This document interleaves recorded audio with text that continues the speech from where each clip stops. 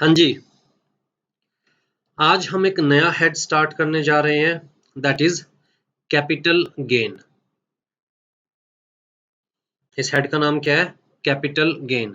अभी तक हम 3 हेड कर चुके हैं, salaries, house property and PGPP.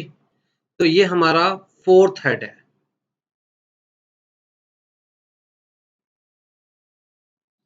Taxable income में हमें सारी इनकम 5 हेड्स में डिवाइड करनी होती है, राइट? फर्स्ट है हमारा सैलरीज, सेकंड है हमारा हाउस प्रॉपर्टी, थर्ड है हमारा PGP, profit and gain from business और प्रोफेशन। फोर्थ ये वाला हेड है हमारा capital gain and fifth head है अदर सोर्सेज, मतलब जो भी इनकम बाकी चारों हेड में टैक्सेबल नहीं है वो इनकम कहाँ पर टैक्सेबल होगी? अदर सोर्सेज वाले हेड में, राइट? तो ये हमारा 4th हेड है, कैपिटल गेन।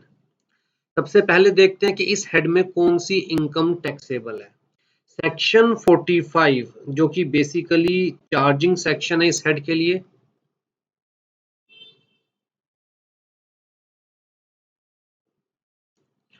मतलब ये सेक्शन बताता है कि इस हेड में कौन सी इनकम टैक्सेबल होगी, राइट?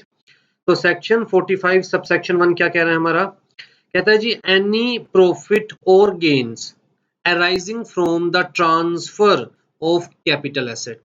तो एक वर्ड हाईलाइट किया हुआ है ट्रांसफर और दूसरा वर्ड हाईलाइट किया हुआ है capital asset, affected in the previous year shall be chargeable to income tax under the head capital gains and shall be deemed to be the income of the previous year, shall be deemed to be the income of the previous year in which the transfer took place, provided that such profit or gain is not exempted under these sections, right? तो बड़े simple words में कहे तो इस head में कौन सी income taxable है? कहता है प्रॉफिट या gain which arise due to transfer of capital assets. Profit और gain which arise due to transfer of capital asset, right? लेकिन यहां पर बताया गया कि जी देखिए जिस प्रीवियस ईयर में कैपिटल एसेट ट्रांसफर होगी उसी प्रीवियस ईयर के अंदर प्रॉफिट या गेन कंसीडर किया जाएगा, चाहे ट्रांसफर करने से रिलेटेड जो कंसीडरेशन है, मनी है, वो मिला है या नहीं मिला सेम प्रीवियस ईयर में, right? It shall be noted that since the entire capital gain is taxable in the previous year, the entire capital gain is taxable in the previous year in which the transfer took place, even if no consideration or part consideration is received in that previous year. तो मान के चलो मेरे पास एक house है और ये house मेरा कैपिटल एसेट है, राइट?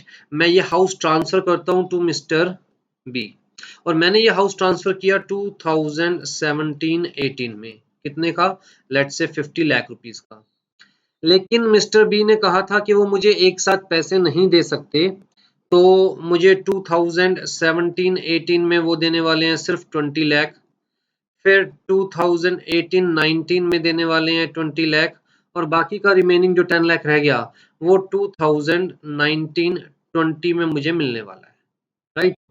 इसका मतलब कि मुझे कुछ कंसिडरेशन तो उसी प्रीवियस ईयर में मिल गई जिस प्रीवियस ईयर में मैंने अपना हाउस ट्रांसफर किया, कुछ कंसिडरेशन मुझे नेक्स्ट प्रीवियस ईयर में मिली और कुछ कंसिडरेशन उससे भी अगले प्रीवियस ईयर में, राइट?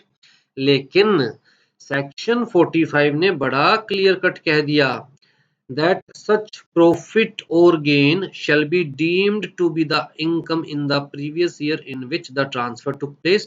मतलब ये 50 के 50 लाख से रिलेटेड जो भी मेरा प्रॉफिट या गेन आएगा वो कौन से प्रीवियस ईयर में टैक्सेबल होगा? 2017-18 में, मतलब जब ट्रांसफर हुआ है हाउस, राइट? तो ये चीज माइंड में रखना एमसीक्यू के पॉइंट ऑफ व्यू से और थियोरेटिकल पॉइंट दोनों पॉइंट ऑफ व्यू से कि कैपिटल गेन के केस में हमारे पास 2-4 एक्सेप्शंस है जहां पर सेम प्रीवियस ईयर में प्रॉफिट टैक्सेबल नहीं होता। अदरवाइज जनरल रूल हमें क्या दिमाग में रखना है कि जिस भी प्रीवियस ईयर में कैपिटल एसेट ट्रांसफर हो रही है उसी प्रीवियस ईयर के अंदर प्रॉफिट टैक्सेबल होगा, चाहे कंप्लीट कंसिडरेशन मिली है या नहीं मिली, चाहे कुछ भी कंसिडरेशन मिली है या नहीं मिली। तो बेसिकली हम कह सकते हैं कि इस हेड में टैक्सेबल होने के लिए क्या एसेंशियल्स हैं। डेफिनेशन को अगर देखा जाए, सबसे पहली चीज,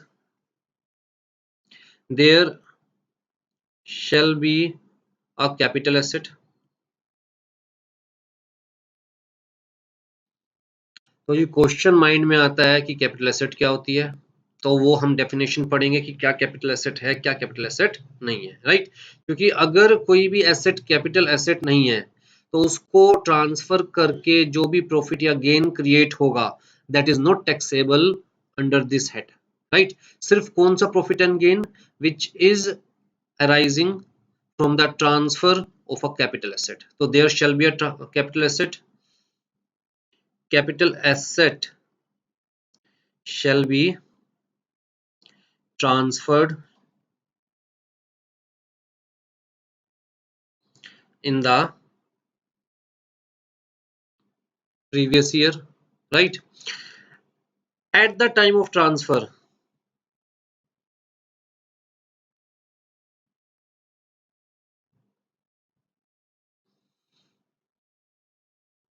the asset shall be capital asset।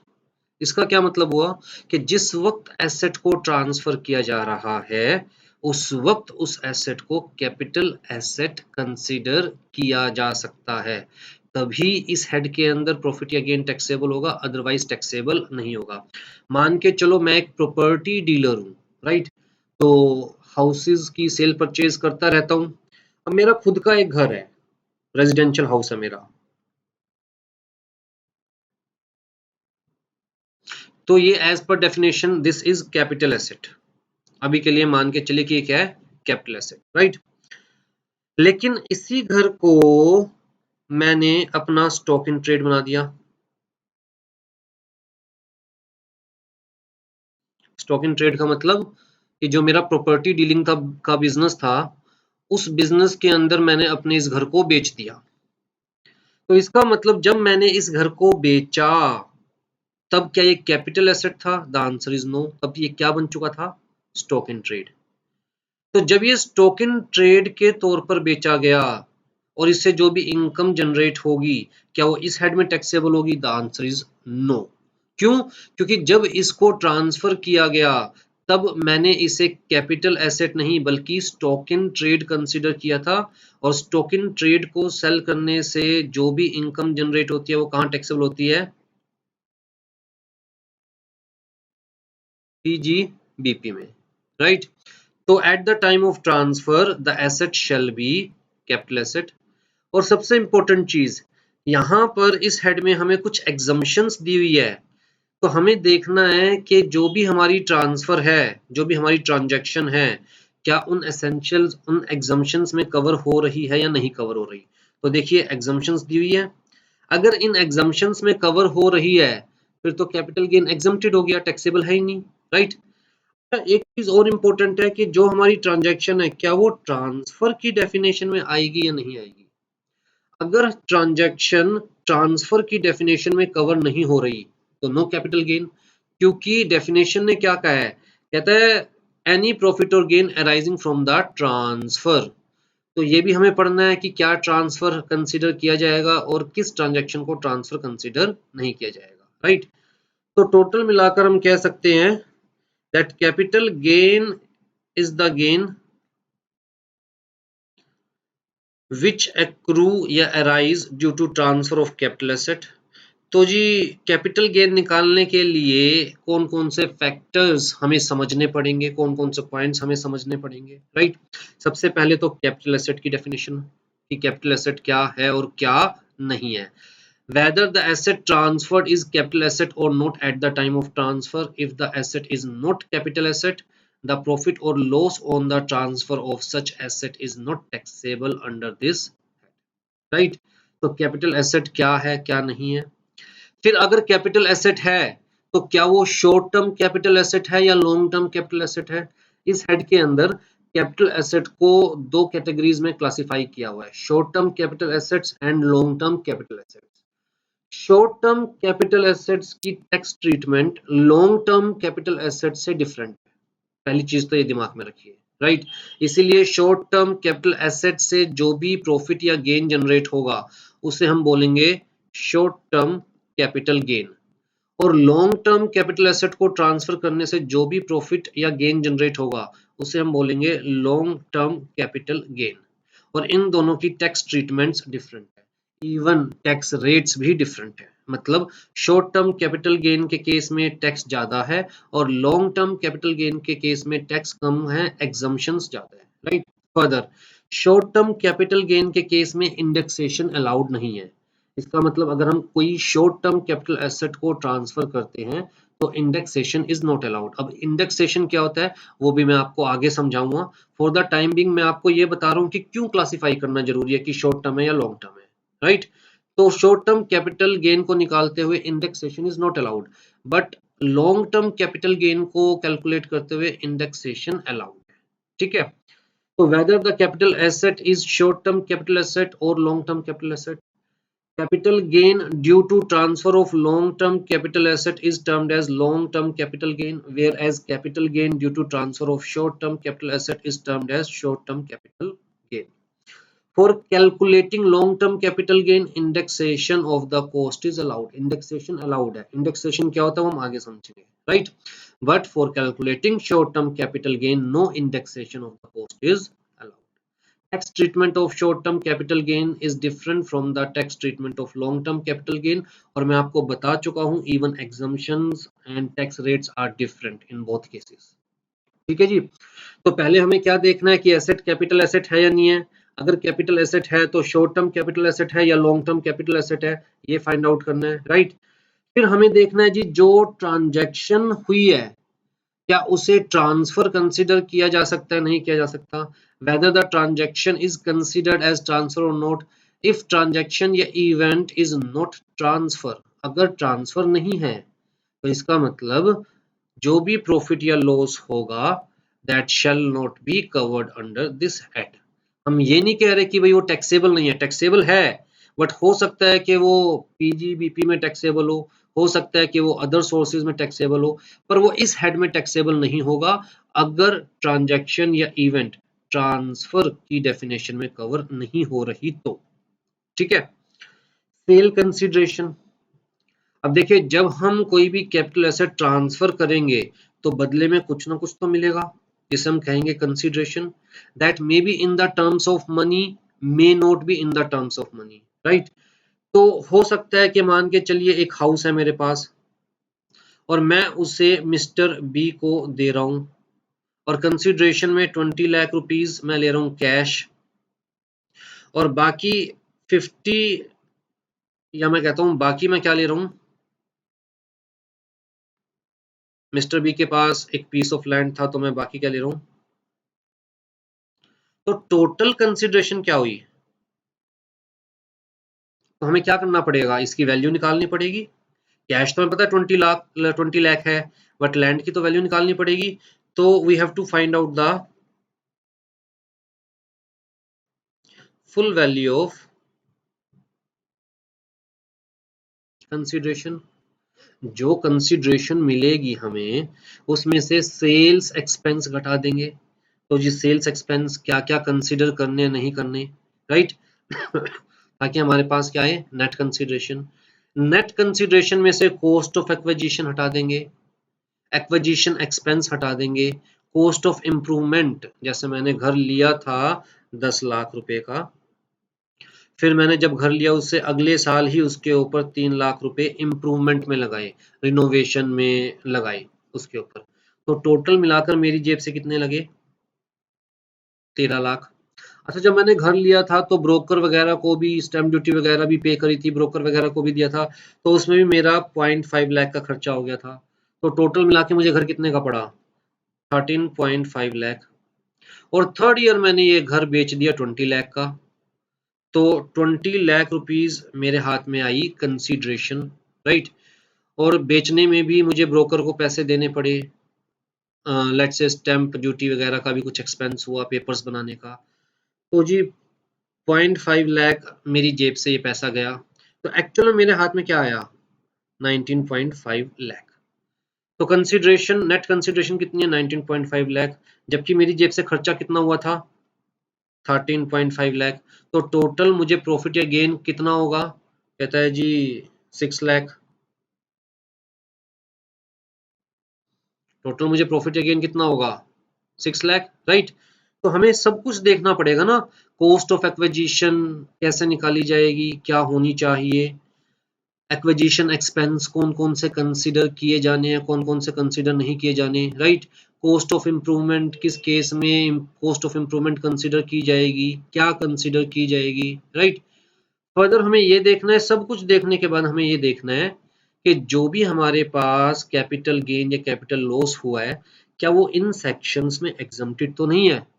अगर इन सेक्शंस में एग्जम्प्टेड है फिर तो उसके ऊपर टैक्स पे ही नहीं करना, राइट। फर्दर कुछ स्पेशल प्रोविजंस भी देखने हैं हमें,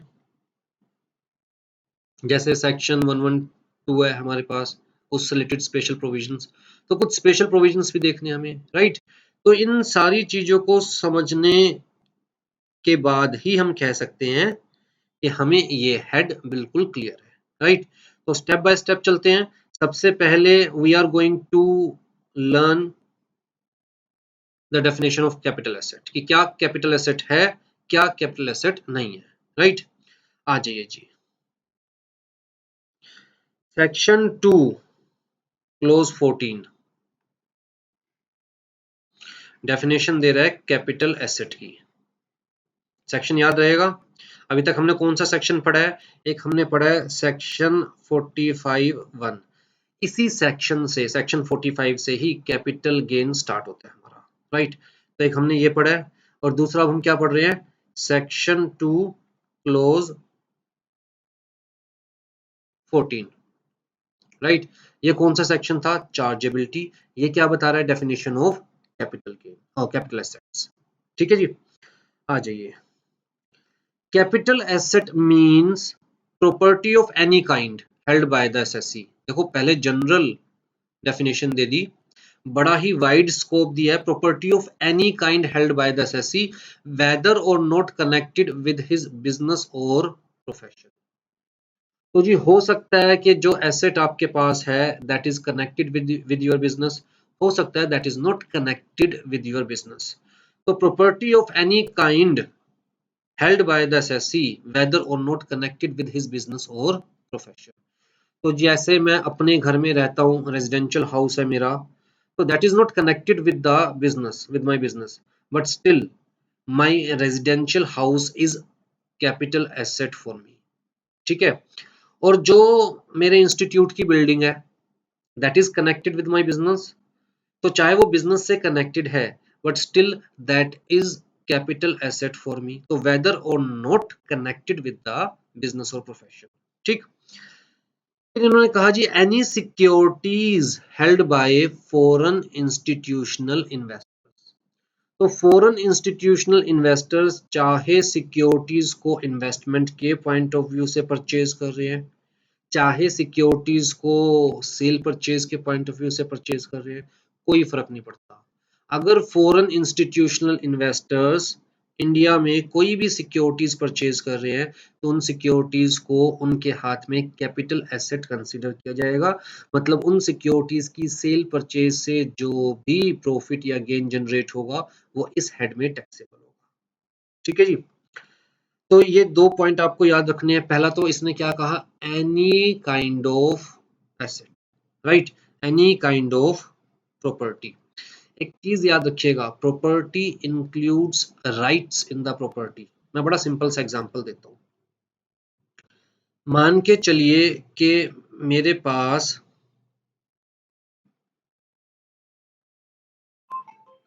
दीप ज्ञान प्राइवेट लिमिटेड या दीप ज्ञान लिमिटेड के शेयर्स है, ठीक है, लेट्स से 100 शेयर्स। अब दीप ज्ञान क्या लेके आ रहा है, राइट इशू। मार्केट में इन शेयर्स की वैल्यू है let's say 500 rupees per share, ठीक है जी। अब दीप ज्ञान राइट इशू लेके आ रहा है 1:1 का, तो इसका मतलब मेरे पास भी अपॉर्चुनिटी है कि मैं चाहूं तो 100 और शेयर्स परचेज कर सकता हूं। 1:1 का मतलब क्या है कि जो भी एग्जिस्टिंग मेंबर्स है दीप ज्ञान लिमिटेड के, जितने भी उनके पास शेयर है उतने ही और शेयर्स अप्लाई कर सकते हैं राइट इशू में, ठीक है। और क्योंकि अपने एग्जिस्टिंग मेंबर्स को शेयर्स दिए जा रहे हैं तो मार्केट रेट से, ये तो मार्केट प्राइस हो गया ना, मार्केट वैल्यू, मार्केट रेट से कम पे दिया जाता है राइट इशू।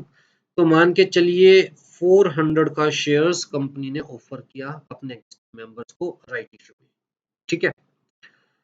अब देखिए 400 का शेयर्स ऑफर किया है और जैसे टोटल मिलाकर कंपनी के कितने शेयर्स थे, देखिए अभी मान के चलते हैं कि 100 शेयर्स 500 रुपए की वैल्यू की है, 100 शेयर्स और मैं परचेज कर लूंगा तो वैल्यू कितनी होगी 400 पर share.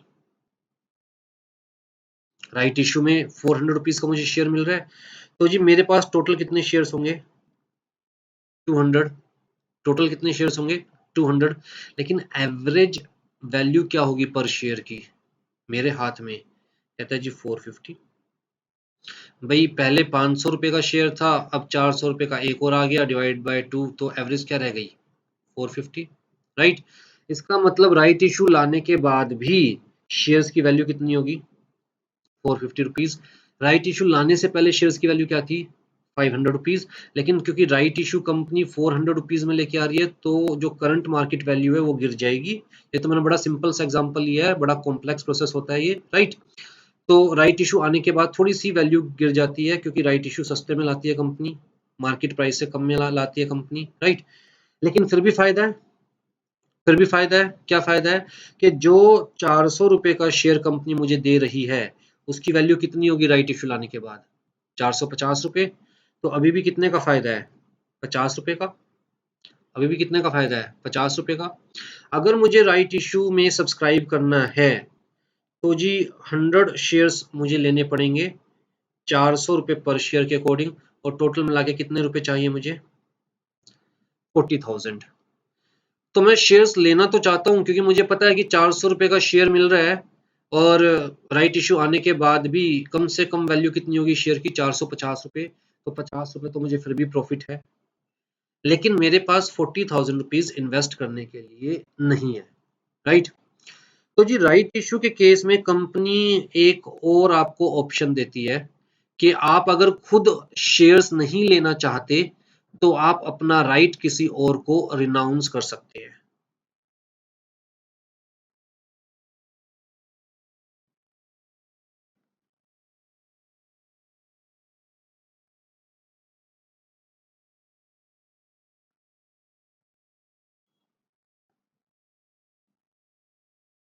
In right issue, option to take shares can be renounced by the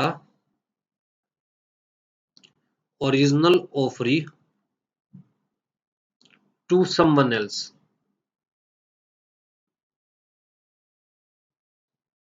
ठीक है। तो जी मेरा एक फ्रेंड था मिस्टर आलू।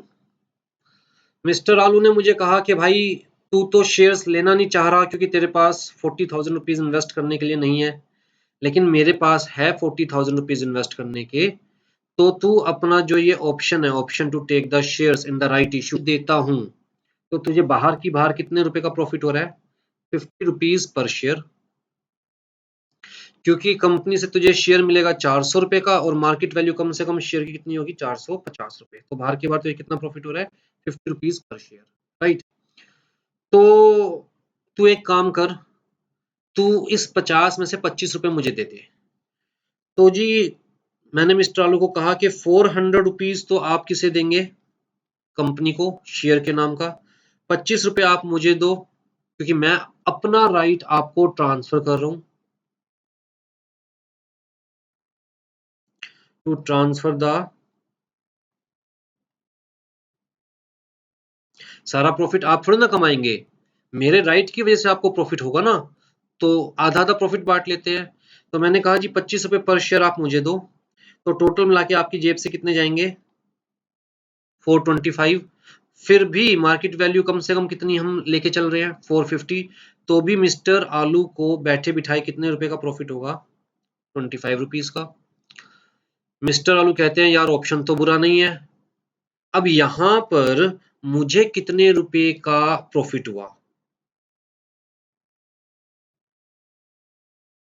अनुराग, मतलब मैंने अपना राइट किसको दिया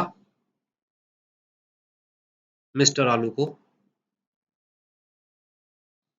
जिसकी वजह से मुझे कितने का प्रॉफिट हुआ, 25 रुपीज पर शेयर। और अगर 100 शेयर है तो मुझे कितने का प्रॉफिट हुआ, ठीक है। प्रॉफिट किस वजह से हुआ, due to transfer of my right, I have transferred my right, इस वजह से प्रॉफिट हुआ। तो जी टैक्स लॉज कहते हैं कि यहां पर जब कैपिटल गेन की डेफिनेशन दी प्रॉपर्टी ऑफ एनी काइंड, तो it includes right in the property. तो प्रॉपर्टी से रिलेटेड कोई जो राइट है उसे भी क्या मान के चलेंगे, कैपिटल एसेट। और उस राइट को ट्रांसफर करने की वजह से अगर कोई प्रॉफिट या गेन जनरेट होता है तो वो प्रॉफिट या गेन भी क्या होगा,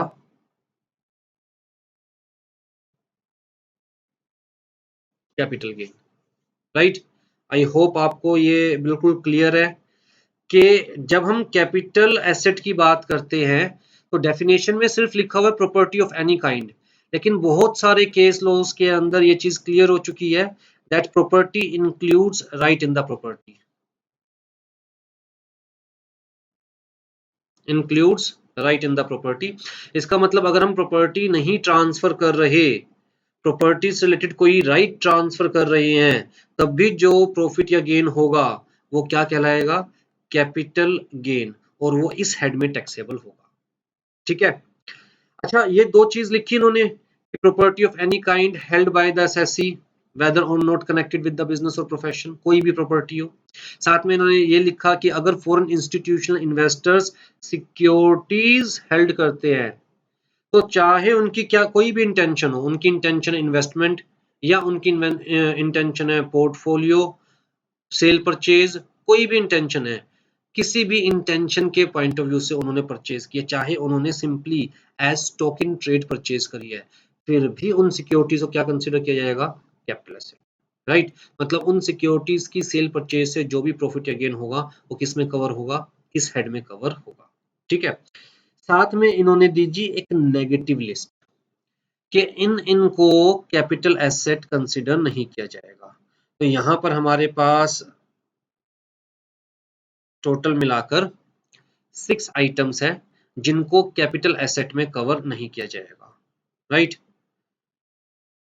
हाँ जी, but does not include capital asset means ये दो, but does not include.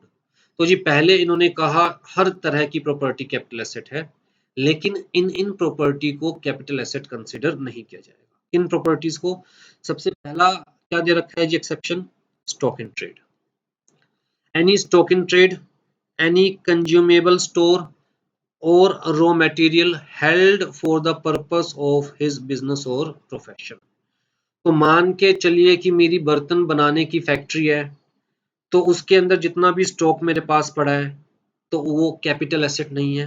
Consumable stores जैसे कि मशीन में ग्रीस लगानी है, ऑयल लगाना है, तो वो तो फैक्ट्री में ही कंज्यूम होने वाला है, उसे कैपिटल एसेट कंसीडर नहीं किया जाएगा। रॉ मटेरियल किसी भी फॉर्म में पड़ा है उसे कैपिटल एसेट कंसीडर नहीं किया जाएगा, क्योंकि इनकी सेल परचेज से जो भी प्रॉफिट होता है वो कहां टैक्सेबल होता है, कहां टैक्सेबल होता है, profit and gain from business और प्रोफेशन, ठीक है जी। तो stock in trade, consumable stores और रॉ मटेरियल जो कि किस चीज से रिलेटेड है, बिजनेस और प्रोफेशन से रिलेटेड, उसे कैपिटल एसेट कंसीडर नहीं किया जाएगा, ठीक। अभी ऊपर क्या कहा था, whether connected with the business और नॉट। तो देखो बिल्डिंग जो कि बिजनेस के पॉइंट ऑफ व्यू से परचेज करी है वो तो कैपिटल एसेट है, लेकिन stock in trade, consumable stores, raw material, इनको स्पेसिफिकली क्या कर दिया गया, एक्सक्लूड। इनके अलावा आपकी फैक्ट्री में मशीन्स पड़ी है, आपकी फैक्ट्री में फर्नीचर है, आपकी फैक्ट्री में एप्लीकेशंस है, आपकी फैक्ट्री में एसी है, कंप्यूटर्स हैं, आपकी बिल्डिंग है, वेयरहाउस है, स्टोर है, ये सब क्या है, कैपिटल एसेट, ये सब क्या है, कैपिटल एसेट। लेकिन बिजनेस में से stock in trade, consumable stores and raw materials को क्या कर दिया गया, एक्सक्लूड, कि भैया ये कैपिटल एसेट नहीं है, क्योंकि इनकी सेल परचेज से जो भी प्रॉफिट जनरेट होता है वो कहां टैक्सेबल होता है, बिजनेस में, राइट। तो जी पर्सनल इफेक्ट की चीजें, पर्सनल इफेक्ट का मतलब क्या हो गया, कहता है जी जैसे कि मूवेबल प्रॉपर्टी है हमारे पास, movable property held for personal use by the assessee और the any member of family dependent on him. तो यहाँ पर्सनल इफेक्ट का मतलब जो मैं अपने पर्सनल पर्पस के लिए एसेट यूज करूंगा उसे कैपिटल एसेट कंसिडर नहीं किया जाएगा, राइट। तो पर्सनल इफेक्ट क्लियर है, which is for the personal use of the assessee या family members of the assessee. लेकिन यहाँ क्लियरली कह दिया गया है कि पर्सनल इफेक्ट में सिर्फ किसे एक्सक्लूड कर रहे हैं, मूवेबल प्रॉपर्टी को। सिर्फ किसे एक्सक्लूड कर रहे हैं, मूवेबल प्रॉपर्टी को। इसका मतलब इमूवेबल प्रॉपर्टी, जैसे मैंने आपको कहा था कि मेरा house immovable property is a capital asset, चाहे वो पर्सनल यूज के लिए है, लेकिन कपड़े हैं, क्लोथ्स, राइट, फर्नीचर है, मूवेबल है, कार है मेरी पर्सनल यूज के लिए, मूवेबल है, मेरा स्कूटर बाइक स्कूटी है, मूवेबल है, राइट। तो जो भी पर्सनल यूज के लिए एसेट्स हम लोग परचेज करते हैं, अगर वो मूवेबल एसेट्स है तो उन्हें कैपिटल एसेट कंसिडर नहीं किया जाएगा, राइट। इसका मतलब उनकी सेल परचेज से अगर हमें कोई प्रॉफिट होता भी है तो भी इस हेड में टैक्सेबल नहीं है। लेकिन पर्सनल यूज के लिए अगर मैं कोई इमूवेबल प्रॉपर्टी परचेज करता हूं, जैसे कि लैंड या building plus land, right, flat purchase कर रहा हूं, कॉम्प्लेक्स परचेज कर रहा हूं, अपने पर्सनल यूज के लिए कुछ भी मैं परचेज करूं इमूवेबल प्रॉपर्टी, तो वो कैपिटल एसेट है, ठीक है जी। साथ में इन्होंने कहा कि देखिए जी ये तो सारी की सारी चीजें बड़ी ही एक्सपेंसिव होती है, और चाहे ये आप पर्सनल यूज के लिए इकट्ठी कीजिए, चाहे आपके पर्सनल यूज के लिए परचेज की गई है, फिर भी इन्हें कैपिटल एसेट कंसीडर किया जाएगा, क्योंकि ये सारी चीजें बड़ी एक्सपेंसिव होती है। कौन कौन सी? Jewellery, archaeological collections, drawings, paintings, sculptures, या work of any work of art. तो ये क्या है जी, कहता है इन्हें तो हम कैपिटल एसेट कंसीडर करेंगे। तो जी देखिए, अगर मैं पर्सनल यूज के पॉइंट ऑफ व्यू से बात करूं, तो पर्सनल यूज में आपको दो चीजें याद रखनी है। कहता है जी ये तो है कैपिटल एसेट, उसके अलावा कोई भी इमूवेबल प्रॉपर्टी है वो भी क्या है, कैपिटल एसेट। इन दोनों को छोड़कर बाकी कोई भी पर्सनल यूज की चीज है, मूवेबल के अंदर इन्हें छोड़कर कोई भी पर्सनल यूज की चीज है, वो कैपिटल एसेट नहीं है। लेकिन jewellery, archaeological collections, drawings, paintings, sculptures भैया अमीरों के शौक है, बड़ी एक्सपेंसिव होती है।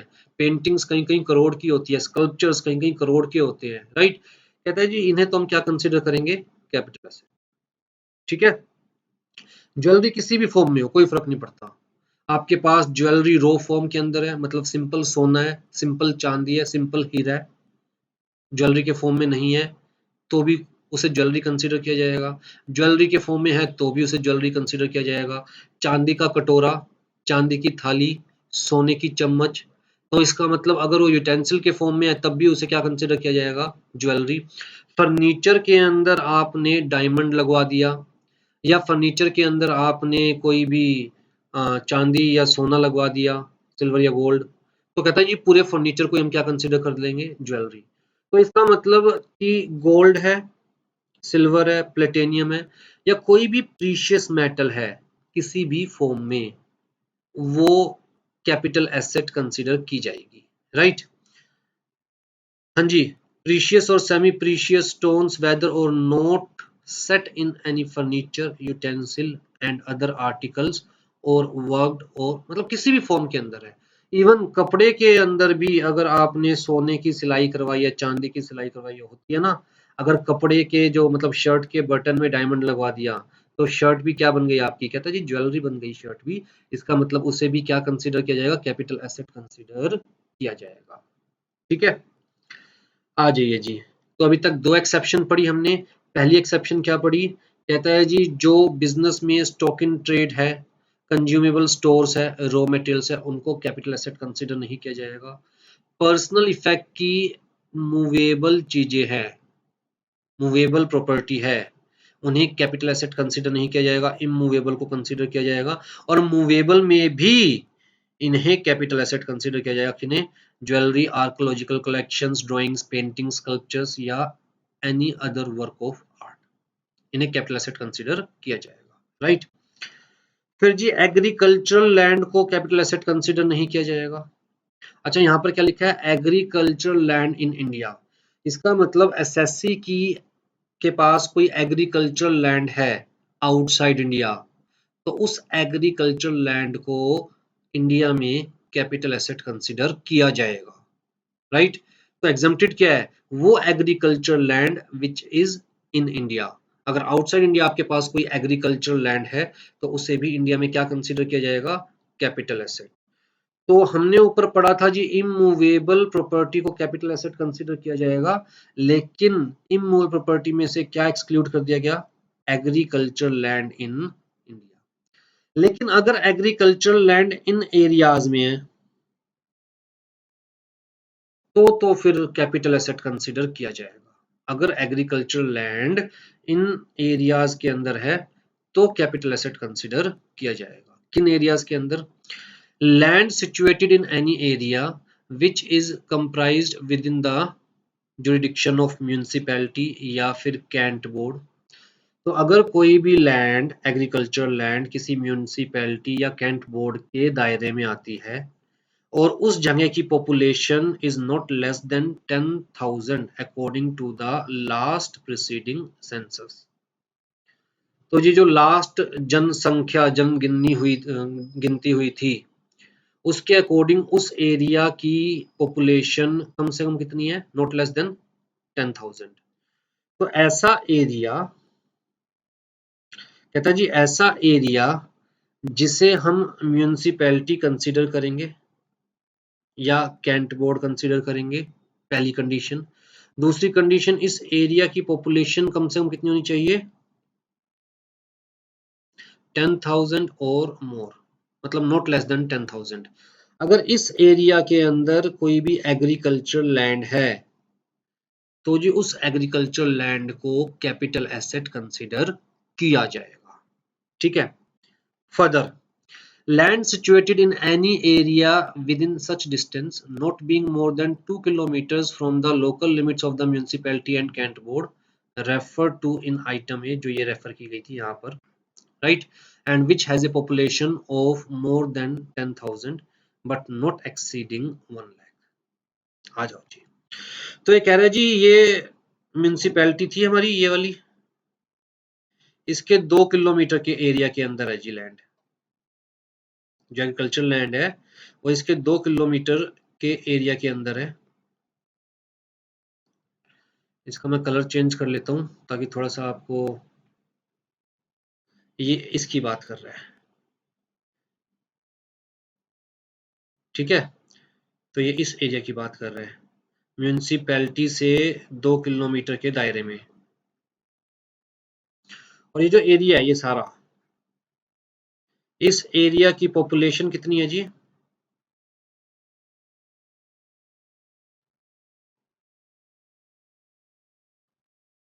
अबव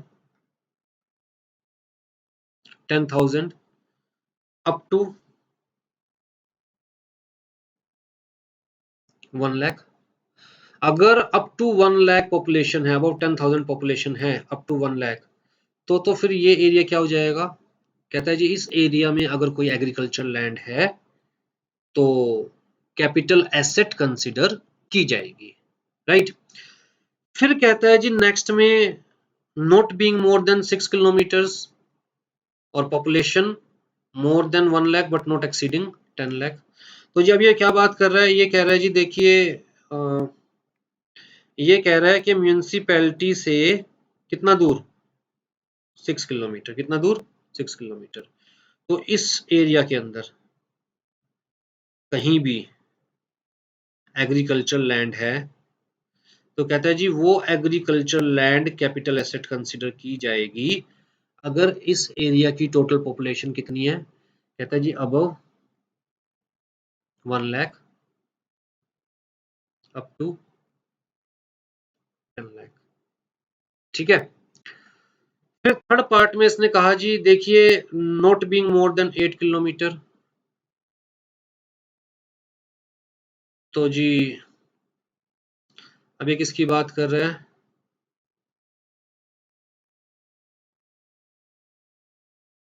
अब ये बात कर रहे हैं इस सारे एरिया की। म्यूनिसिपैलिटी या कैंट बोर्ड से कितने दूर होनी चाहिए मैक्सिमम? 8 किलोमीटर। तो इस एरिया के अंदर अंदर कहीं भी लैंड या बिल्डिंग है तो इस एरिया के अंदर अंदर पूरे में कहो कहीं भी एग्रीकल्चर लैंड है तो, राइट। और पॉपुलेशन कहता है जी अबव।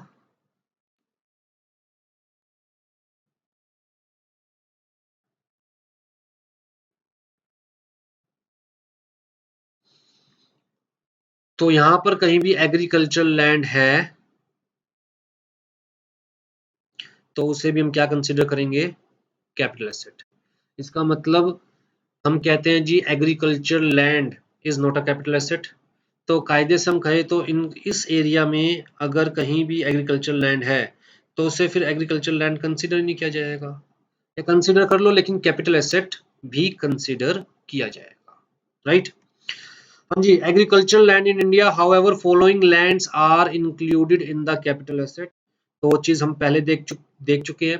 किसी भी म्यूनिसिपैलिटी या कैंट बोर्ड के दायरे में आती है लैंड, और उस म्यूनिसिपैलिटी या कैंट बोर्ड की जो पॉपुलेशन है वो कम से कम कितनी है? 10,000 और मोर। तो जी वो क्या है? कहता है जी एग्रीकल्चरल लैंड होते हुए भी उसे कैपिटल एसेट कंसिडर किया जाएगा, ठीक है। इसी तरह उस म्यूनिसिपैलिटी या कैंट बोर्ड के 2 किलोमीटर के दायरे में और पॉपुलेशन 10,000 से लेकर 1 लाख, उस म्यूनिसिपैलिटी या कैंट बोर्ड के 6 किलोमीटर्स के दायरे में और पॉपुलेशन 1 लाख से लेकर 10 लाख, उस म्यूनिसिपैलिटी के 8 किलोमीटर्स के दायरे में और पॉपुलेशन मोर देन 10 लाख। तो चाहे वो एग्रीकल्चर लैंड है, एग्रीकल्चर पर्पस के लिए यूज की जा रही है, फिर भी उसे कैपिटल एसेट कंसिडर किया जाएगा, राइट। कहते हैं जी इसके बाहर जो ये एरिया है, इसके बाहर जो ये एरिया है, चाहे कितनी भी पॉपुलेशन हो, यहाँ पर अगर कोई भी एग्रीकल्चर लैंड है तो that is not a capital asset. अगर इस एरिया में इस सर्कल से बाहर कोई भी एग्रीकल्चर लैंड है तो that is not a capital asset, चाहे कोई भी पॉपुलेशन हो, ठीक है जी। तो अभी तक 3 एक्सेप्शन पढ़ी हमने। पहली एक्सेप्शन क्या पढ़ी, दोबारा से रिपीट कर रहा हूं मैं ताकि आपको याद रहे। Any stock in trade, consumable stores और रॉ मटेरियल्स, ये किस चीज से रिलेटेड था? बिजनेस या प्रोफेशन। पर्सनल इफेक्ट जो कि हमने कहा था जी मूवेबल प्रॉपर्टी एक्सक्लूडेड है, लेकिन इमूवेबल प्रॉपर्टी तो कैपिटल एसेट है। मूवेबल प्रॉपर्टी में भी हमने कहा जी jewellery, archaeological collections, drawings, painting, sculptures, any work of art, इन्हें कैपिटल एसेट कंसीडर किया जाएगा। एग्रीकल्चरल लैंड एक्सक्लूडेड है। कौन से एग्रीकल्चरल लैंड? जो कि इन इंडिया है। लेकिन इस केस में भी हमने कहा जी अगर लैंड वो यहाँ कवर हो रही है तो उन्हें तो कैपिटल एसेट कंसीडर किया जाएगा। फिर जी हमारे पास नेक्स्ट है 6% gold bonds, 7% gold bonds, national defence gold bonds issued by the central government, इन्हें कैपिटल एसेट कंसीडर नहीं किया जाएगा। Special bearer bonds 1991 issued by the central government, इन्हें कैपिटल एसेट कंसीडर नहीं किया जाएगा। फिर जी जो ये नरेंद्र मोदी जी ने, हमारे जो करंट प्राइम मिनिस्टर जी हैं, उन्होंने जो ये स्कीम चलाई थी gold deposit bonds issued under the gold deposit scheme 1999, notified by the central government, या फिर deposit certificates issued under gold monetisation scheme 2015, right. तो कोई भी डिपॉजिट सर्टिफिकेट इस स्कीम में इशू किया गया है तो उसे कैपिटल एसेट कंसीडर नहीं किया जाएगा। गोल्ड डिपॉजिट बॉन्ड्स को कैपिटल एसेट कंसीडर नहीं किया जाएगा, राइट। तो मेनली तो हमें 4 ही याद रखनी है। पहली जो हमने पढ़ी थी रॉ मटेरियल से रिलेटेड, कंज्यूमेबल स्टोर से रिलेटेड, और स्टॉक मतलब स्टॉक इन ट्रेड से रिलेटेड। दूसरी जो हमने पढ़ी थी पर्सनल इफेक्ट से रिलेटेड चीजें। तीसरा एग्रीकल्चर लैंड से रिलेटेड चीजें। और चौथा जो हमें याद रखना है वो गोल्ड डिपॉजिट से रिलेटेड चीजें, या गोल्ड मोनेटाइजेशन स्कीम में जो सर्टिफिकेट इशू किया जाता है वो भी कैपिटल एसेट नहीं है। इसका मतलब जो कैपिटल एसेट नहीं है उनकी सेल, परचेज या ट्रांसफर से जो भी प्रॉफिट या गेन जनरेट होगा वो इस हेड में टैक्सेबल नहीं है, राइट। हाँ जी। तो आई थिंक कैपिटल एसेट की डेफिनेशन तो बिल्कुल क्लियर है, राइट। अब देखिए कैपिटल एसेट्स को हम कितना टाइम होल्ड करके रखते हैं, उस बेसिस पर डिसाइड किया जाता है कि कैपिटल एसेट शॉर्ट टर्म है या लॉन्ग, राइट। देखिए शॉर्ट टर्म कैपिटल एसेट्स को डिफाइन किया हुआ है सेक्शन 2 क्लोज 42 ए में, और लॉन्ग टर्म कैपिटल एसेट्स को डिफाइन किया हुआ है सेक्शन 2 क्लोज 29 ए में, right. Basically long term capital asset की डेफिनेशन तो बड़ी इजी है कि जो कैपिटल एसेट शॉर्ट टर्म नहीं है वो लॉन्ग टर्म है। तो बेसिकली हमें देखना है कि शॉर्ट टर्म कैपिटल एसेट्स क्या है, राइट। तो जैसे मैंने आपको बताया कि होल्डिंग पीरियड के ऊपर डिपेंड करता है।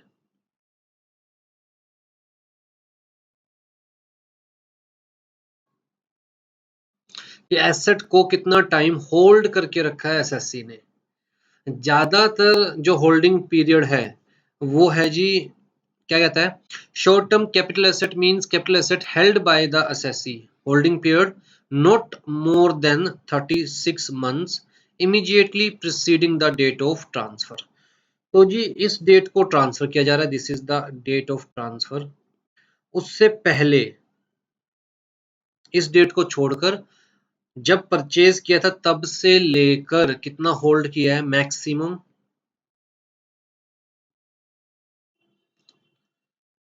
36 मंथ्स, राइट। अगर ये है होल्डिंग पीरियड तो मान के चलेंगे एसेट क्या है, शॉर्ट टर्म। अगर 36 मंथ से ज्यादा होल्ड किया हुआ है तो एसेट क्या है, लॉन्ग टर्म, राइट। लेकिन कुछ केसेस में हमें 24 मंथ्स कंसीडर करने हैं इंस्टेड ऑफ 36 मंथ्स, राइट। किन केसेस में, ये हमारे पास लेटेस्ट अमेंडमेंट है तो दिमाग में रखिएगा। एक तो अनलिस्टेड शेयर्स, मैं सिर्फ किसकी बात कर रहा हूँ, शेयर्स की, सिक्योरिटीज की बात नहीं कर रहा, सिर्फ शेयर्स की बात कर रहा हूँ। अनलिस्टेड शेयर्स की बात कर रहा हूँ। इमूवेबल प्रॉपर्टी बीइंग लैंड और बिल्डिंग और बोथ। अच्छा इंटरेस्टिंगली टैक्स के अंदर ना लैंड को, इसके ऊपर जो खड़ी की गई बिल्डिंग है उसको अलग अलग कंसीडर किया जा सकता है। तो लैंड और बिल्डिंग और बोथ, राइट। तो जी इमूवेबल प्रॉपर्टी में भी सिर्फ किसकी बात की जा रही है, लैंड बिल्डिंग और बोथ। और शेयर्स की बात की जा रही है, अनलिस्टेड शेयर्स। इन दोनों केसेस के अंदर instead of 36 months we have to see 24 months. इसका मतलब क्या है कि ये हमारी डेट ऑफ ट्रांसफर है, इससे पहले मैक्सिमम होल्डिंग पीरियड कितना होना चाहिए, 24 मंथ्स का। अगर मैक्सिमम होल्डिंग पीरियड 24 मंथ्स का है तो short term capital asset, otherwise long term capital asset, right. सिर्फ दो केसेस में, अनलिस्टेड शेयर्स, अनलिस्टेड का मतलब वो शेयर्स जो कि स्टॉक एक्सचेंज पर लिस्टेड नहीं है, राइट। एंड इमूवेबल प्रॉपर्टी कौन सी, बीइंग द लैंड बिल्डिंग और बोथ। अच्छा फिर हमारे पास कुछ कैपिटल एसेट्स ऐसी है जिस केस में हमें सिर्फ 12 मंथ्स देखने इंस्टेड ऑफ 36 मंथ्स। तो ये कौन सी है, लिस्टेड सिक्योरिटीज। ऊपर हम क्या पढ़ रहे थे, अनलिस्टेड शेयर्स, यहाँ सिर्फ शेयर्स बोले गए हैं, यहाँ पर क्या बोला गया, लिस्टेड सिक्योरिटीज। तो सिक्योरिटीज का तो स्कोप बड़ा है, शेयर्स भी आ जाते हैं उसके अंदर, डिबेंचर्स भी आ जाते हैं उसके अंदर, बॉन्ड्स भी आ जाते हैं उसके अंदर, डेरिवेटिव्स भी आ जाते हैं, right. Listed securities other than units, units को एक्सक्लूड कर दिया गया है लिस्टेड सिक्योरिटीज के केस में, या फिर इक्विटी ओरिएंटेड म्यूचुअल फंड के केस में। म्यूचुअल फंड्स आपको क्लियर है, right. Equity oriented mutual fund का मतलब वो म्यूचुअल फंड्स जो कम से कम 65% जो इन्वेस्टेबल कॉर्पस होता है वो इक्विटी शेयर्स में इन्वेस्ट करते हैं। तो इक्विटी ओरिएंटेड म्यूचुअल फंड्स के केस में, सारे म्यूचुअल फंड्स नहीं है यहाँ पर, सिर्फ कौन से, इक्विटी ओरिएंटेड म्यूचुअल फंड्स। और जीरो कूपन बॉन्ड्स के केस में, जीरो कूपन बॉन्ड्स क्या होते हैं, मान के चलो आज आपको एक 100 रुपए का इंस्ट्रूमेंट दिया जा रहा है और आपसे कहा जा रहा है जी इंटरेस्ट नहीं मिलेगा, बल्कि हम ये इंस्ट्रूमेंट 100 रुपए वाला इंस्ट्रूमेंट आप बताओ कितने में लेना है आपको। आफ्टर 1 ईयर क्या मिलने वाला है, आफ्टर 1 ईयर 100 रुपए ही मिलने वाले हैं। फेस वैल्यू क्या है, 100 रुपए ही है, आप बताओ कितने का लोगे। आपने कहा जी मैं 90 का लूंगा, तो 1 साल बाद आपको मिलेंगे कितने, 100 रुपए। तो 10 रुपीज आपकी क्या हो गई, इनकम।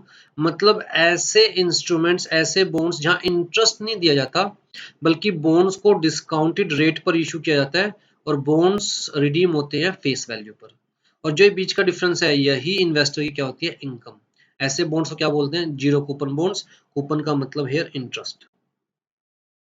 कि जी हम इंटरेस्ट नहीं दे रहे, हम तो ये बॉन्ड दे रहे हैं, आपको बताओ कितने का लेना है, 1 साल बाद 100 रुपए मिलेंगे। तो आप अपने आप कैलकुलेट कर लेंगे कि आपको कितनी रिटर्न चाहिए, उसके अकॉर्डिंग आप प्राइस कोट कर देंगे। जैसे मैंने यहाँ पर एग्जांपल कितना लिया, 90 रुपए, राइट। तो वो बीच का डिफरेंस क्या है, that is the benefit for the investor. तो जीरो कूपन बॉन्ड्स, इन तीनों केसेस के अंदर जो होल्डिंग पीरियड है वो कितना देखना है, 36 और 12 मंथ्स इंस्टेड ऑफ 36 मंथ्स। इसका मतलब अगर ये हमारे पास डेट ऑफ ट्रांसफर है तो इससे पहले जो होल्डिंग पीरियड है मैक्सिमम कितना होना चाहिए। अगर होल्डिंग पीरियड मैक्सिमम 12 मंथ है तो short term, otherwise long term, right. तो तीन अलग अलग केसेस हो गए। जनरल केस कहता है जी 36 मंथ। स्पेसिफिकली दो टाइप के कैपिटल एसेट के लिए 24 मंथ से। दो टाइप की कैपिटल एसेट कौन सी थी, unlisted shares, immovable property being land, building और बोथ। एंड स्पेसिफिकली तीन टाइप के, यहाँ पर दिमाग में रहेगा, राइट। यहाँ पर तीन टाइप्स की कैपिटल एसेट्स ऐसी है जिनके लिए होल्डिंग पीरियड कितना देखना है, 12 मंथ्स का। वो तीन टाइप की कैपिटल एसेट्स कौन कौन सी है, listed securities other than units, units of equity oriented mutual funds, zero coupon bond, right. तो units, equity oriented mutual fund की यूनिट्स को छोड़कर बाकी सारी यूनिट्स यहाँ से हटा दी गई है, ठीक है, अदर देन यूनिट्स। हाँ जी, तो इसका मतलब यूनिट्स ऑफ म्यूचुअल फंड। अब इक्विटी ओरिएंटेड म्यूचुअल फंड के केस में 12 मंथ्स, लेकिन अदर म्यूचुअल फंड्स के केस में, except equity oriented mutual fund, other mutual funds के केस में हमने कितना देखना है, क्योंकि यहाँ पर कहीं भी कवर नहीं हो रही 24 में या 12 में, राइट। इस तरह यूनिट्स ऑफ बिजनेस ट्रस्ट, उसके केस में हमें कितना देखना है, 36 मंथ्स। बिजनेस ट्रस्ट क्या होता है, देखिए कॉन्सेप्ट नया है इंडिया के अंदर, लेकिन फिर भी आपको पता होना चाहिए। बिजनेस ट्रस्ट की डेफिनेशन दी हुई है section 13A of income tax act के अंदर, राइट। और दो ही तरह के बिजनेस ट्रस्ट कंसिडर किए गए हैं, एक तो इंफ्रास्ट्रक्चर इन्वेस्टमेंट ट्रस्ट और दूसरा रियल एस्टेट। सा पीरियड इंक्लूड किया जाएगा, कौन कौन सा पीरियड एक्सक्लूड किया जाएगा, ठीक है जी। तो चलिए देखते हैं, सबसे पहला केस क्या है हमारे पास, in case of share held in a company in liquidation. अब ध्यान से देखिएगा, मान के चलो मिस्टर ए ने शेयर्स एक्वायर करे इस डेट पर और कंपनी लिक्विडेट हो रही है, ये रेजोल्यूशन पास हुआ इस डेट पर,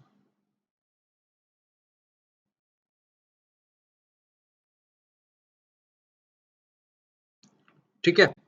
एक बार रेजोल्यूशन पास हो गया कि कंपनी लिक्विडेट हो रही है, उसके बाद क्या कोई उस कंपनी के शेयर्स परचेज करेगा। मान के चलो ये था हमारे पास 1/1/2016, ये है हमारे पास रेजोल्यूशन जिस दिन पास हुआ, लेट्स से 7/7/2018, ठीक है। और जब कंपनी लिक्विडेट हो रही है, बंद हो रही है, तो कंपनी से जो भी पैसे मिलेंगे शेयर्स के नाम के after liquidation, right, after winding up, तो मान के चलो ये जो पैसे मिले मिस्टर ए को, ये मिले 5/8/2022 में।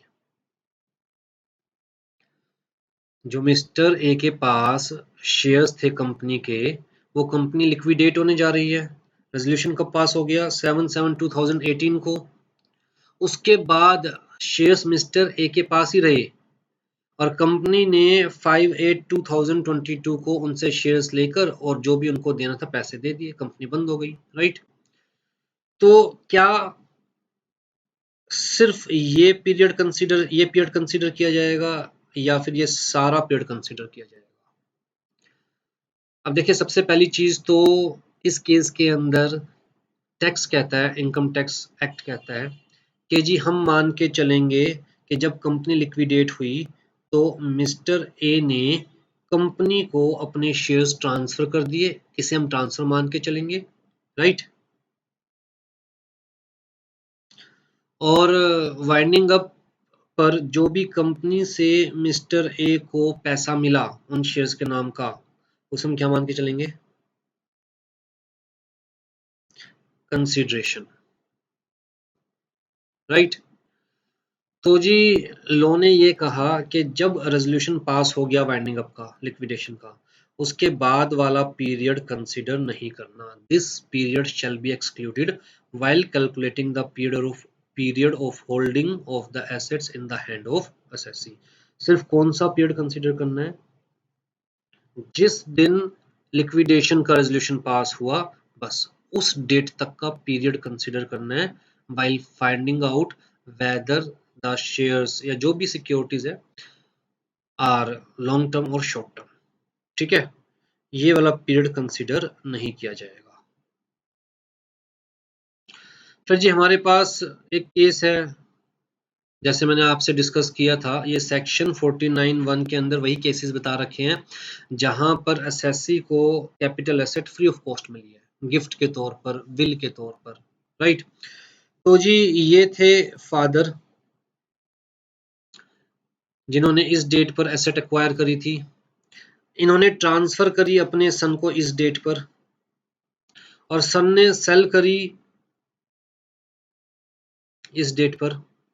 तो सन के हाथ में सिर्फ ये पीरियड कंसीडर किया जाएगा या फिर जब से फादर ने होल्ड की हुई थी तब से कंसीडर किया जाएगा? तो जी आपको याद रखना है कि जब से प्रीवियस ओनर ने, कौन सा प्रीवियस ओनर? कहता है जी date on which asset was acquired by the previous owner who actually paid for the asset, उस डेट से होल्डिंग पीरियड कंसीडर किया जाएगा, ये फाइंड आउट करने के लिए कि लॉन्ग टर्म कैपिटल एसेट है या शॉर्ट टर्म, राइट। तो क्लियर कट लिखा हुआ है, this period shall be included while calculating the period of holding of the asset in the hand of the assessee. एक और एग्जांपल ले लो इसका, मान के चलो कि मिस्टर ए ने यहां पर एक्वायर करी, गिफ्ट दे दी मिस्टर बी को, यहां पर मिस्टर बी ने गिफ्ट दे दिया मिस्टर सी को, यहां पर मिस्टर सी ने भी गिफ्ट दे दिया मिस्टर डी को, और मिस्टर डी ने आगे क्या किया है? ये सब गिफ्ट चल रहे हैं, अब मिस्टर डी ने आगे क्या किया है? सेल। तो मिस्टर डी के हाथ में वो प्रॉपर्टी कब से मानी जाएगी? कहते हैं यहां से टाइम पीरियड चालू हो जाएगा और ये पूरा होल्डिंग पीरियड माना जाएगा। तो वो प्रीवियस ओनर से स्टार्ट हो जाएगा जिसने एक्चुअल में उस एसेट के लिए पे किया है, वो actually paid for the asset, right. तो मिस्टर डी के हाथ में प्रॉपर्टी का होल्डिंग पीरियड ये पूरा माना जाएगा, ना कि सिर्फ इतना, ये तो है ही है, बल्कि जब से जो भी प्रीवियस ओनर था जिसने एक्चुअल में पे किया है तब से सारा पीरियड कंसीडर किया जाएगा, ये सारा पीरियड। हाँ जी, where a capital asset being the share or shares in the Indian company becomes the property of the assessee in the scheme of amalgamation। अब जी इन्होंने बड़ा सिंपल सा केस कहा है, मान के चलो एक कंपनी है और दूसरी कंपनी है XYZ लिमिटेड, ठीक है। मिस्टर ए के पास इस कंपनी के शेयर्स थे, ये दोनों कंपनी अमलगमेट हो गई और लेट से बन गई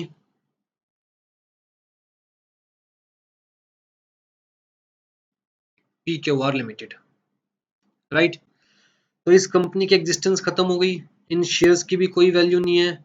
तो मिस्टर ए को ये जो ABC लिमिटेड के 50,000 रुपए के शेयर्स थे मिस्टर ए के पास, मिस्टर ए को अब PQR लिमिटेड के 50,000 रुपए के शेयर्स मिल जाएंगे। भाई ABC और XYZ आपस में अमलगमेट हो गई, एक नई कंपनी आ गई PQR लिमिटेड, तो इनके जो शेयर होल्डर्स इनके जो शेयर होल्डर्स हैं उनको इस नई कंपनी के शेयर्स मिल जाएंगे, राइट। अभी मिस्टर ए ने इस डेट पर परचेज किए थे ABC लिमिटेड कंपनी के शेयर्स और उन्हें मिले इस डेट पर PQR लिमिटेड के शेयर्स, और उन्होंने वो शेयर्स सेल करे इस डेट पर, तो क्या उनके हाथ में सिर्फ ये पीरियड ऑफ होल्डिंग कंसीडर किया जाएगा? The answer is no. कहते जी ये शेयर्स तो पुराने शेयर्स के बदले मिले थे ना, वो पुराने शेयर्स भी तो होल्ड किए हुए थे ना, राइट? तो कहते हैं यहां से लेकर सारा पीरियड कंसीडर किया जाएगा। हाँ जी, तो वही चीज मैंने यहाँ पर एक्सप्लेन की हुई है। देखिए, date on which shares of amalgamating company मतलब ABC limited was acquired by the SSE, date on which the shares of amalgamated company मतलब PQR limited was acquired by the SSE in place of shares in the amalgamating company, right? And date on which SSE transfers such shares मतलब किसके shares? amalgamated company के। तो जी कहता है ये वाला जो पीरियड है ना ये भी कंसीडर किया जाएगा, क्योंकि अल्टीमेटली PQR के शेयर्स मिले तो ABC लिमिटेड के शेयर्स के बदले थे ना, राइट? तो ये पूरा पीरियड कंसीडर किया जाएगा, मतलब ये भी कंसीडर किया जाएगा। आ जाओ जी, फिर हमारे पास केस है जी राइट इशू के केस में। देखिए, राइट इशू मैं आपको ऑलरेडी बता चुका हूं कि जहां पर एग्जिस्टिंग शेयर होल्डर्स को ऑप्शन दी जाती है परचेज करने के लिए शेयर्स, राइट? तो मान के चलो मिस्टर ए ने इस डेट पर शेयर परचेज किए थे ABC लिमिटेड के, और इस डेट पर ये ABC लिमिटेड राइट इशू लेके आती है। तो यहाँ पर शेयर्स परचेज किए थे 100, राइट इशू में और 100 शेयर्स मिल गए, और मिस्टर ए ने वो शेयर्स इस डेट पर सेल कर दिए। कौन से वाले? राइट इशू वाले शेयर्स। कहता है जी सिर्फ राइट इशू वाले शेयर्स के लिए तो सिर्फ यही पीरियड कंसीडर किया जाएगा, चाहे ये जो शेयर्स है राइट इशू ये लेने का राइट ओरिजिनल शेयर्स की वजह से मिला है, बट फिर भी इस डेट से पहले तो ये शेयर्स एग्जिस्टेंस में आए ही नहीं थे ना, इसलिए सिर्फ कौन सा पीरियड कंसीडर किया जाएगा? कहता है सिर्फ ये वाला पीरियड कंसीडर किया जाएगा राइट इशू वाले शेयर्स के लिए, और जो ओरिजिनल शेयर्स है इनके लिए ये पूरा पीरियड कंसीडर किया जाएगा। ठीक है जी, date on which original securities was acquired by the SSE, date on which securities in right issue was acquired by the SSE, date on which SSE transferred the securities acquired in the right issue। तो right issue के point of view से with respect to the securities acquired in the right issue only this period shall be considered। हम ये नहीं कह सकते कि जी ये शेयर्स लेने का राइट ओरिजिनल शेयर्स की वजह से मिला है तो पुराने टाइम से कंसीडर किया जाए period of holding. The answer is no. Actual में ये शेयर एग्जिस्ट ही कब करे थे? इस डेट पर, राइट? जब वो एक्चुअल में अलॉट कर दिए गए। आ जाओ जी, फिर हमारे पास इसी तरह बोनस शेयर। अच्छा, ये in case of right to subscribe to any financial asset which is renounced in the favour of any other person. मैंने आपको लेक्चर के शुरुआत में समझाया था कि अगर हम अपना राइट रिनाउंस करते हैं तो राइट इन द प्रॉपर्टी से अगर कोई भी प्रॉफिट या गेन होता है तो वो भी इस हेड में टैक्सेबल है, राइट? अब देखिए जी, मिस्टर ए को कंपनी ने ऑफर दी इस डेट को कि जी अगर आप चाहो तो आप 1:1 के बेसिस पर राइट इशू सब्सक्राइब करवा सकते हो, बट मिस्टर ए के हाथ में पैसे थे नहीं तो उसने अपने दोस्त को ऑफर दे दी इस डेट को, मिस्टर बी को, कि भैया मेरे पास तो पैसे हैं नहीं शेयर्स परचेज करने के लिए, बट मैं अपनी ये ऑप्शन आपको दे रहा हूँ, राइट? जिसके बदले मिस्टर ए ने कितने पैसे मांगे थे? 25 रुपए पर शेयर मांगे थे ना। तो ये जो प्रॉफिट हुआ है ये शॉर्ट टर्म है या लॉन्ग टर्म है? कहता है जी उस पॉइंट ऑफ व्यू से सिर्फ ये वाला पीरियड कंसीडर किया जाएगा, मतलब मिस्टर बी को जो ऑप्शन मिली वहां तक का। उसके बाद मिस्टर बी ने जो शेयर्स परचेज करे उसे कंसीडर नहीं किया जाएगा इस पॉइंट ऑफ व्यू से। जो 25 रुपए राइट ट्रांसफर करने के नाम के, रिनाउंस करने के नाम की जो प्रॉफिट हुआ था, with respect to the right to subscribe the securities only this period shall be considered. क्योंकि मिस्टर ए को यहाँ पर मिल गया था ऑफर, राइट? और मिस्टर बी ने यहाँ पर दिया अपने दोस्त को, तो एक्चुअल में उन्होंने कितना टाइम होल्ड करके रखा उस ऑफर को? इतना टाइम जिसके नाम के उनको 25 रुपए मिले थे अपने दोस्त से, राइट? तो ये ऑलवेज जनरली क्या पाने वाला है? शॉर्ट टर्म, क्योंकि मैक्सिमम 30 डेज के अंदर अंदर तो सिक्योरिटी सब्सक्राइब करनी होती है। उसी ड्यूरेशन के बीच में ही अगर आपको नहीं सब्सक्राइब करनी तो आप अपने किसी नोन को रिनाउंस कर देते हैं, राइट। तो मैक्सिमम 30 डेज का ही गैप रहता है, राइट। तो हमेशा ये क्या पाने वाला है, शॉर्ट टर्म कैपिटल गेन। इसी तरह बोनस शेयर्स के केस में अब देखिए जी, मान के चलो ओरिजिनल शेयर्स मिले थे इस डेट पर और ओरिजिनल शेयर्स के बेसिस पर बोनस शेयर्स मिले इस डेट पर। कहता है जी बोनस शेयर्स के पॉइंट ऑफ व्यू से सिर्फ यही पीरियड कंसीडर किया जाएगा, होल्डिंग पीरियड, ये वाले कंसीडर नहीं किया जाएगा। चाहे बोनस शेयर्स ओरिजिनल शेयर्स की वजह से मिले, फिर भी बोनस शेयर्स एक्चुअल में एग्जिस्टेंस में कब आए, इस डेट पर, राइट। तो पीरियड ऑफ होल्डिंग क्या कंसीडर किया जाएगा, सिर्फ ये वाला। हाँ, ओरिजिनल शेयर्स के पॉइंट ऑफ व्यू से पीरियड ऑफ होल्डिंग ये कंसीडर किया जाएगा। ठीक है, आ जाओ जी।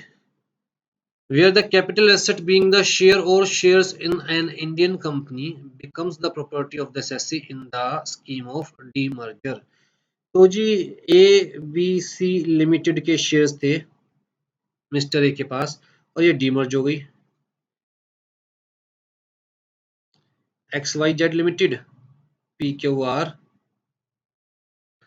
जब ये कंपनी डीमर्ज हो गई तो इस कंपनी की तो कोई एग्जिस्टेंस नहीं रही, तो जो इस कंपनी के शेयर होल्डर्स थे उनको या तो इस कंपनी के शेयर्स मिलेंगे या इस कंपनी के, या प्रोपोर्शन में मिलेंगे, राइट। तो मिस्टर ए के पास कौन सी कंपनी के शेयर्स थे, ABC लिमिटेड के, जिसके बदले मिस्टर ए को कौन सी कंपनी के शेयर्स मिले, XYZ लिमिटेड के, क्योंकि ABC लिमिटेड क्या हो गई, डीमर्ज, राइट। तो कहता है जी ये date on which shares of demerging company मतलब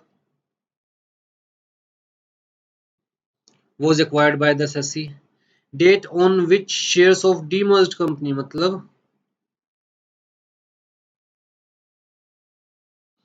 was acquired by the SEC in place of the shares of demerging company।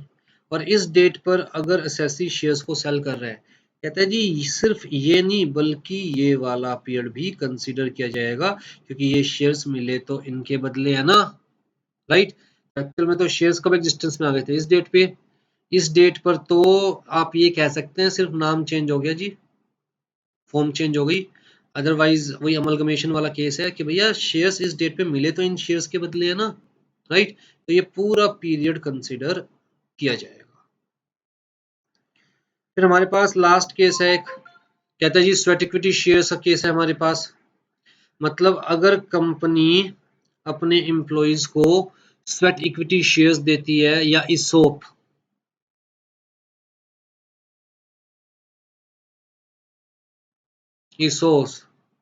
Sweat equity shares मतलब इन स्कीम्स के अंदर कंपनी अपने एम्प्लॉइज को शेयर्स देती है।